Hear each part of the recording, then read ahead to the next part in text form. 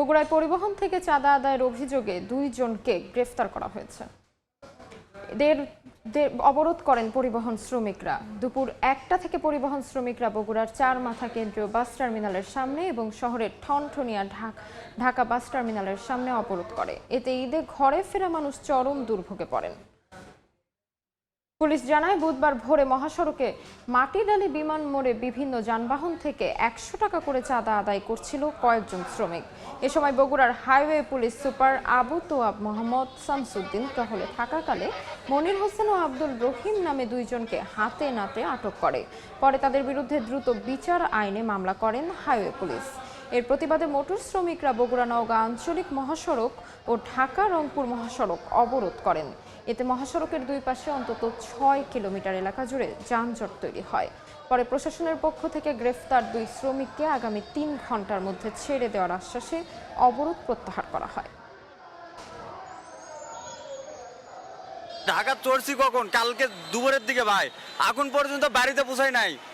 এই বগুড়া থেকে আসে 3 মাথায় পার হতে পারতেছি না, জীবন আমাকে শেষ। আমরা কেন ভুক্তভোগী হব? ওনারা বলছে, এটা ওনারা বুঝবে, এটা থেকে আমাদের কোনো দোষ আছে? শ্রমিকের পক্ষ থেকে আমি সারা বাংলাদেশের শ্রমিকের উপরে আহ্বান করব যে আমরা নির্যাতিত অবহেলিত কেন?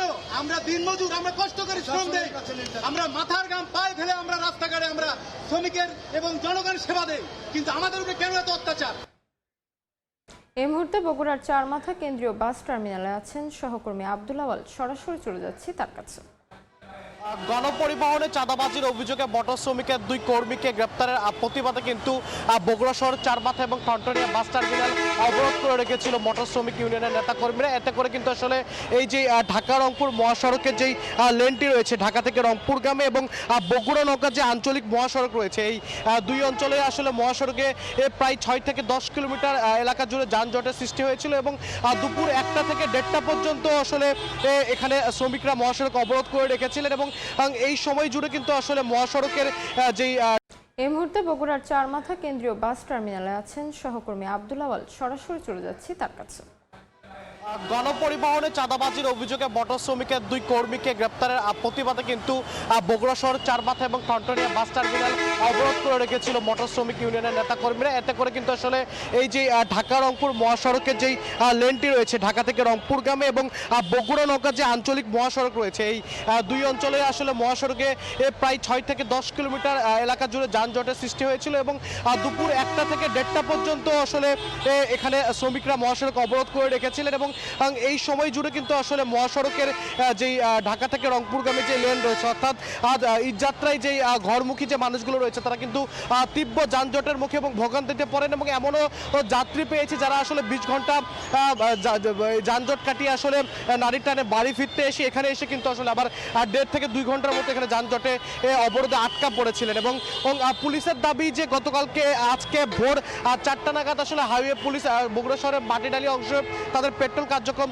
চালানোর সময় মহাসড়কে চাঁদাবাজির করার সময় মোটর শ্রমিকের 2 কর্মীকে তারা আসলে গ্রেপ্তার করে এবং দ্রুত বিচার আইনে কিন্তু তাদের বিরুদ্ধে বগুড়া সদর থানায় মামলা দায়ের করে কিন্তু তাদেরকে সেখানে পাঠানো হয় এবং এরই প্রতিবাদে কিন্তু মোটর শ্রমিকের যারা নেতা কর্মীরা রয়েছেন তারা কিন্তু তাদের বিভিন্ন আসলে যেই যানবাহনগুলো রয়েছেন সেগুলো মহাসড়কে রেখে কিন্তু আসলে এখানে তারা যেই অবরোধ সেটি কিন্তু সৃষ্টি করে এবং এ নিয়ে কিন্তু প্রশাসনের পক্ষ থেকে 3 ঘন্টার মধ্যে গ্রেপ্তার 2 শ্রমিককে ছেড়ে দেওয়ার আশ্বাস দেওয়া হলে তাদের যে অবরোধ কার্যক্রম তারা কিন্তু সেটি তুলে নেয় এবং এর পরপরই কিন্তু আসলে মহাসড়কে যে তীব্র যে যানজট সৃষ্টি হয়েছিল সেটি কাটতে শুরু করে। তবে এখন পর্যন্ত 30 মিনিটেরও বেশি সময় আসলে কেটে গেলেও পুরোপুরি আসলে যে অচল অবস্থা সেটি কিন্তু স্বাভাবিক হয়নি।